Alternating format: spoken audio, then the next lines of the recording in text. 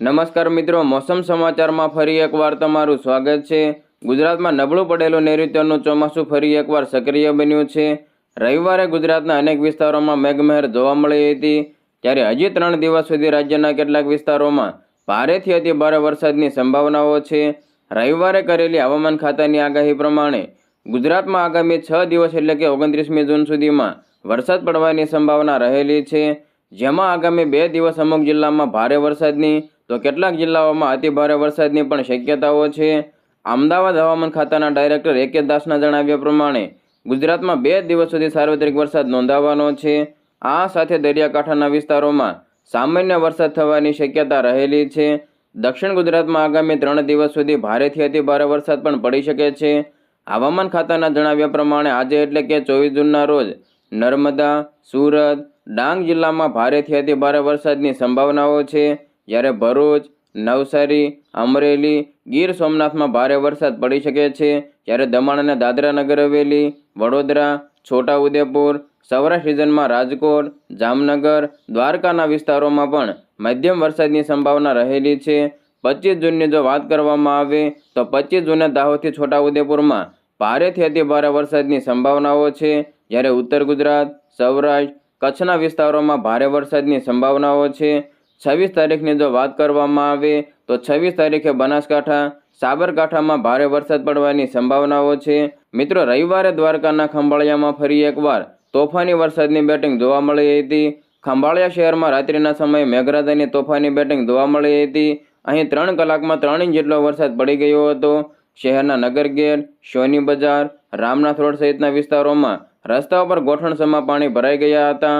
રસ્તાઓ પર પાણી ભરાતા અનેક વાહનો બંધ પડી જતા વાહન ચાલકોને ભારે મુશ્કેલીનો સામનો કરવો પડ્યો હતો। હવે મિત્રો આગળ વાત કરીએ તો ગુજરાતના દક્ષિણમાં અટકેલું ચોમાસું હવે ધીમે ધીમે આગળ વધી રહ્યું છે અને રાજ્યના બીજા વિસ્તારોને પણ કવર કરી રહ્યું છે। આ ચોમાસું મધ્ય ગુજરાત સુધી પહોંચ્યું છે અને તેને લીધે ત્યાં વરસાદ નોંધાયો છે।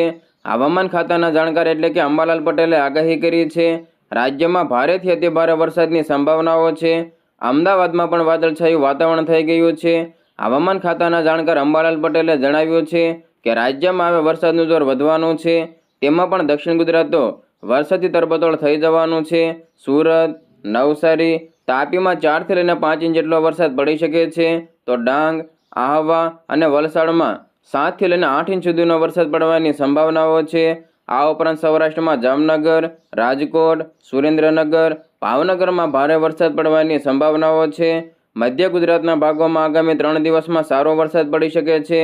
અમદાવાદ, વડોદરા, આણંદ, નડિયાદમાં છૂટોછવાયો વરસાદ પડી શકે છે। ઉત્તર ગુજરાતમાં પણ 1 ઇંચ સુધીનો વરસાદ પડવાની સંભાવનાઓ છે। અંબાલાલ પટેલે વધુમાં જણાવ્યું કે દેશના પશ્ચિમ કાંઠે અતિથી અતિ ભારે વરસાદ પડી શકે છે। 25 જૂનથી ચોમાસું બરોબર જામી જશે। મહારાષ્ટ્રથી પણ વરસાદી સિસ્ટમ ગુજરાત તરફ આવશે। પહેલાં તે દક્ષિણ ગુજરાતમાં ત્રાટકશે। આ ઉપરાંત 28 થી લઈને 30 જૂન સુધીમાં આદ્રા નક્ષત્રનો વરસાદ રાજ્યમાં અતિભારે વરસાદ વરસાવશે। દક્ષિણ સૌરાષ્ટ્રમાં 10 ઇંચ સુધીનો વરસાદ પડી શકે છે। ઉત્તર મધ્ય ગુજરાતના ભાગોમાં પણ વરસાદની સંભાવનાઓ છે। કચ્છમાં પણ ભારે વરસાદની સંભાવનાઓ છે। આદ્રા નક્ષત્રમાં વાવણીલાયક વરસાદ રહેતો હોય છે। જુલાઈના પ્રથમ સપ્તાહમાં બંગાળના ઉપસાગરનું વહન સક્રિય થાય છે।